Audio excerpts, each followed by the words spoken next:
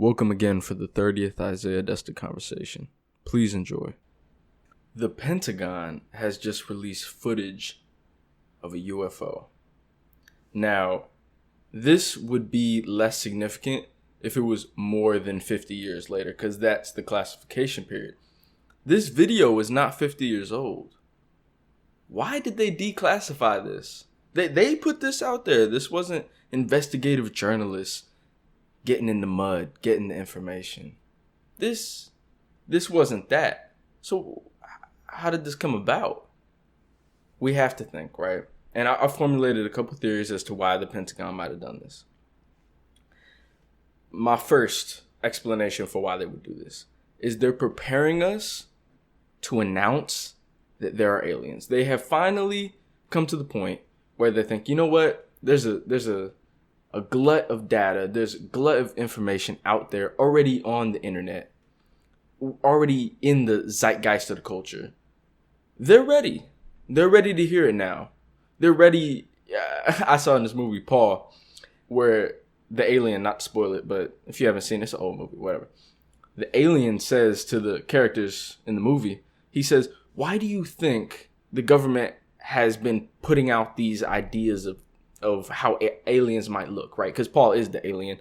Paul has the big eyes. He is the green, short, stubby, fat, skinny arms, big head looking alien, right? That we're accustomed to seeing. He's saying the government was preparing for an announcement.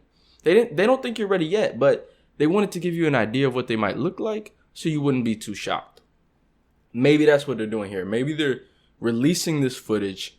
They're making it legitimate so that when we find out about aliens, which they, in this theory, already have, we won't be as shocked. We won't be as awestruck.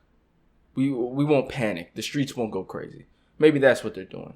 Or, here's my second theory. Maybe they're not going to announce. Maybe they won't have time to announce because maybe the ETs are coming already. Maybe we're not ready for them. Maybe they're going to come anyway. Oh, that's pretty scary, but it's exciting at the same time. And here's the third option. Now, this one is very conspiratorial, I have to warn you. Maybe they're preparing for a false flag. Now, for the people who are listening who don't know what a false flag is, a false flag, sometimes false flag event, is when a government will self-orchestrate something happening, some event. Oftentimes people will say that the government was involved in 9/11 so that they would have the reason or the motivation now to go to Iraq and get the oil that they wanted, right? You see Dave Chappelle even joking about this. That would be, if they did that would be an example of a false flag event, right? So what people, I've heard this around, what people are theorizing is that the government is making us believe, right, that aliens are coming. They're preparing us for aliens to come, right? That's quotations for the podcast listeners. These aliens are arriving. Oh, everybody's scared. Everybody's losing their minds. They're going to take that panic. They're going to say, hey, we're the shoulder to lean on. We're the people you can count on. We are the United States government. Give us all the power. This would obviously have to be a CIA operation or a deep state operation because obviously the quote unquote showrunners, Nancy Pelosi, Donald Trump, these people come in and out, right? These are not the people making the real decisions, right? Eisenhower warned us about this, about the military industrial complex taking over the government and having too much influence. Maybe that's what's going to happen. However, that is a conspiracy. Okay, I got interested. I couldn't help myself. Now, let's say the aliens arrive, right? What are we going to do? What are we going to do? Because you have to think, right? So if an alien got to our Earth, we're assuming that they didn't come from our galaxy already because we, although rudimentary, we kind of have an idea of our galaxy. We kind of have an idea of which planets are habitable for life, at least as far as we know what life can live in, carbon-based life forms.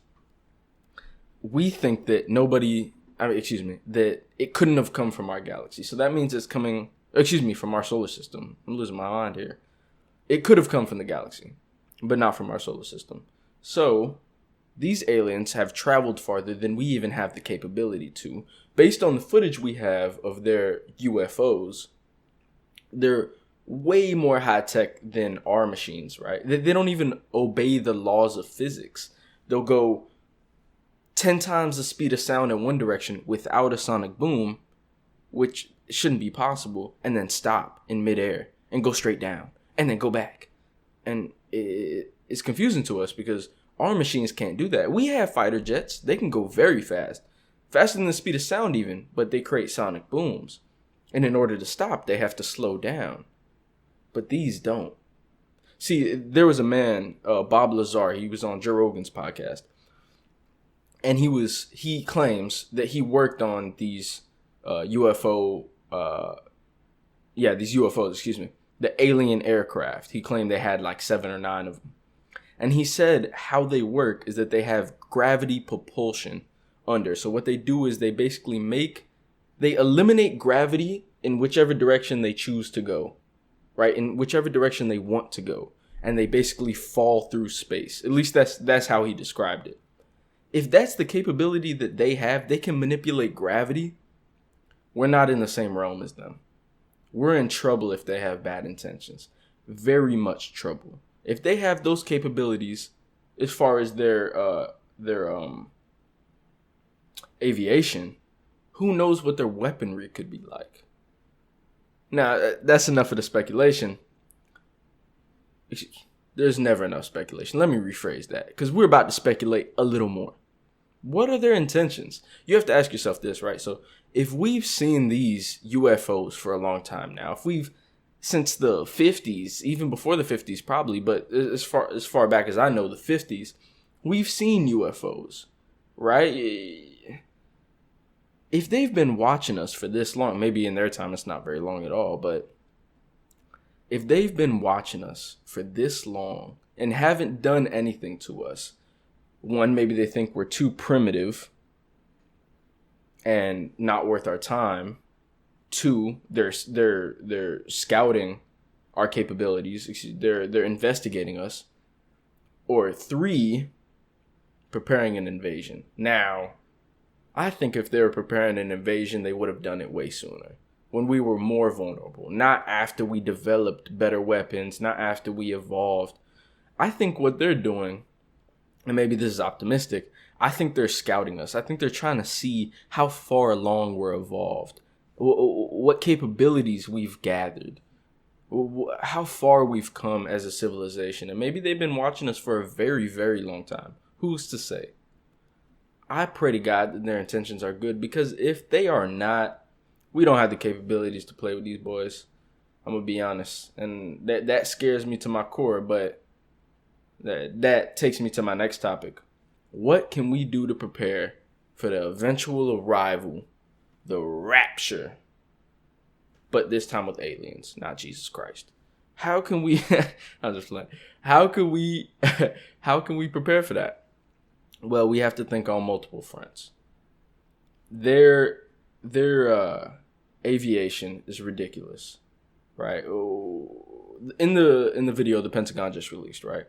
It looks like a saucer. It really, really does. So for the podcast people who are listening on the podcast, you're not seeing what I'm doing with my hands, but it's like, it looks like a little ball. Excuse me, let me not block the mic. It looks like a little ball, and then it has like a plate under it, like how we used to describe it. And the direction that it goes in, it lifts its belly that way. So let's say it's going northeast. Which way is northeast? That way is northeast. So it'll go like this and then take off. It'll take off in that same direction that its belly is facing. So if Bob Lazar is correct, and it would seem like he is, that spaceship is falling through space. We are not ready for that. If we do have those ships, I hope we're reverse engineering them and learning how they work. That's very important. But I think humanity needs to come together way faster than we thought before. Because if this is actually a legitimate threat and the Pentagon releasing that, is very suspicious. It makes me think that this is actually more imminent than we ever thought before. We need to come together as a species, because I'm not trying to die. Elon Musk wants to take us to Mars in 2025. I'm not ready to go before then, at least.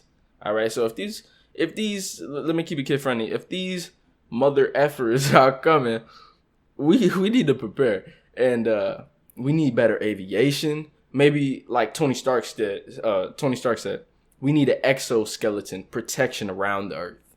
I don't know what that could look like. I don't know how we need to move forward. But this will be the next topic of will be the topic of my next episode. Is globalism necessary? And the reason I say that is because let's say the aliens come down and they say, "Who is your representative?" And Donald Trump walks out and says, "I'm the president of the United States of America." And he's like, "Are you a representative for all humans?" And he's like, well, I'm the president. I'm the most important, this and that. Okay, well, now the rest of humanity is not being represented. God forbid they just happen to land in North Korea prior to Kim Jong-un being brain dead or dead or whatever the case is now. Prior to that. And they meet Kim Jong-un. And the first thing he does is blow them out the sky. Blow them out the sky. Blow these mother effers out the sky. And they say, "Oh, this is the representative for all of humanity. Let's go down there and actually show them what we're about. Let's destroy them."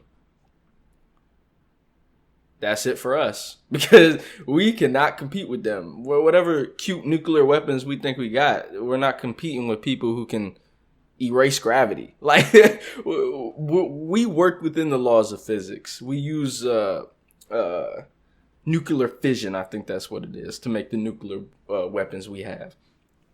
That's still within the laws of physics. They're just breaking them. Like, we have to understand that there's levels to the games, right? There's a level to this scientific development.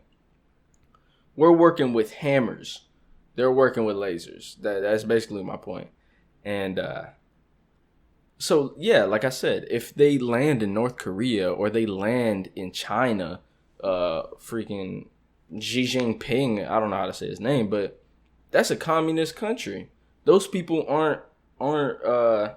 that government doesn't have to speak for the people. It does what it wants. There is no elections. There are no elections. They do what they want. We as humanity, as a species, have to be a whole. Because if we are actually confronted with a crisis, like the aliens coming, and let's say, God forbid, that they are hostile, we're not ready. Not at all. Not at all. And I want to be ready because I love human beings. And I want to continue to exist. Well, this has been a very interesting podcast. I am going to speak tomorrow on globalism. And I hope you all join me. So thank you for listening to my rant, I guess. I'm really passionate about aliens, as you could tell. I'm actually about to go watch a movie about aliens. So y'all take care, and I'll see you on the next episode.